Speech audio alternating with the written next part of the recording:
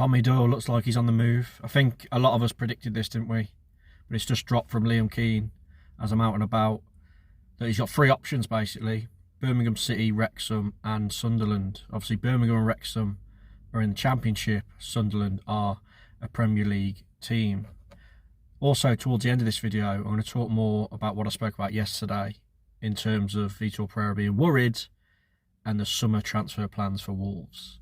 So yeah, Tommy Doyle, look, it's been really hard for him because when he come in, he looked promising, didn't he? I've done a video on him before. Very technically gifted on the ball. Not the most physical player in the world or the biggest, but with the ball at his feet, he could make things happen. But when Andre come in last summer, that was his biggest problem. Gary O'Neill tried to start him over Andre. He'd bring him in and out, and obviously Lamina was there at the time. But he had a good season, didn't he, the first season when he was on loan. So it's a shame it hasn't worked out. In another circumstance, if we didn't have Andre and Gomez in midfield, he probably would have got a lot more game time. But it was pretty clear to all Wolves fans and Vítor Pereira that he was down in the pecking order behind Gomez and Andre. And I think Vítor Pereira even preferred Boubacar Traore too. So for his career, I think it's the right thing to do. It's a shame it hasn't worked out, but it doesn't matter if it's a loan or it's a permanent deal. He just wants to go, Tommy Doyle. He's just had a kid, hasn't he, with his partner. He obviously wants to set up somewhere and concentrate on making the best out of his career. So which club should he go to? Birmingham. I mean, Birmingham and Wrexham for me would probably be the better options. It's a league below. He'd probably get a lot more first team football for those two. It'd probably be a starter, you'd imagine. Sunderland in the Premier League would obviously be really appealing for him to stay in the Premier League, but would he be a starter for them? I know Joby Bellingham's just gone to Dortmund, hasn't he? So he might be able to fight his way in. And for me, he's still young, isn't he? He's still in his early 20s, and he's probably just on the cusp, isn't he? He's probably like low bottom half, top half championship. Low bottom half Premier League player, top half Championship, which he could probably progress into a very good Premier League player if he's in the right team with the right system. As I've mentioned, got a great strike on him, can ping a ball top corner, and he's got a great range of passing. If he could just bulk out a bit and get a bit more of that physicality and get a bit more of that nastiness to his game, he's definitely got the potential to be a top player. So a shame. I'm actually gutted this one hasn't worked out because he's the sort of person you want at Wolves, and you know, an English lad. Seems like a great character. I actually saw him in Tesco's once, and I was actually quite surprised. This is probably irrelevant, but I was actually quite surprised how small he is. You don't realize, you think all footballers are giants, don't you? But, what? Yeah. Anyway, real nice chap is what I'm trying to get at, and he's got his family to think of, and I hope he makes the right decision.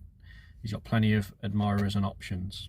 Anyway, now Johnny Phillips has released an article today, and he talked about the quotes I talked about yesterday, and he talked about Vítor Pereira wanting wing backs, and he wants a number 10. We know all this. He's identifying Portuguese players, plenty of them, and he said he wants business done early. And this was the worry from fans, wasn't it? When Vítor Pereira said he's worried about outgoings and we need to replace him, and he's got a slight worry about that. I think it did get took out of. It went too far. Some fans really panicked a bit too much. Someone made a really good comment on my video in the comments to that video yesterday where they said, basically from the 1st of July, which is next week at time of recording, that's when the ball will get rolling.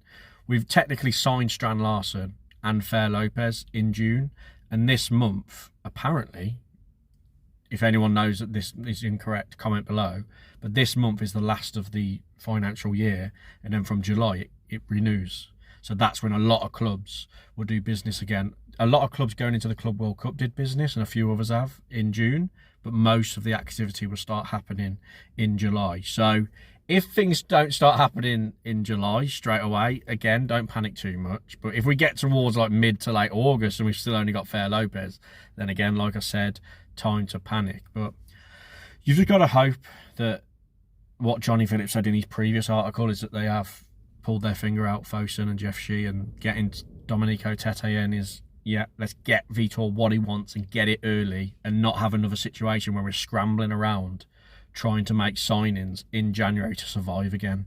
Let's give ourselves the best possible start to be comfortable after the first half of the season and not fighting relegation, because we're an established Premier League team now.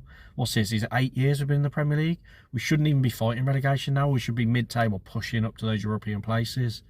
Because if we do keep circling that drain, we will eventually go down, and that would be a disaster for the fans, and definitely a disaster for Fosun as an investment company.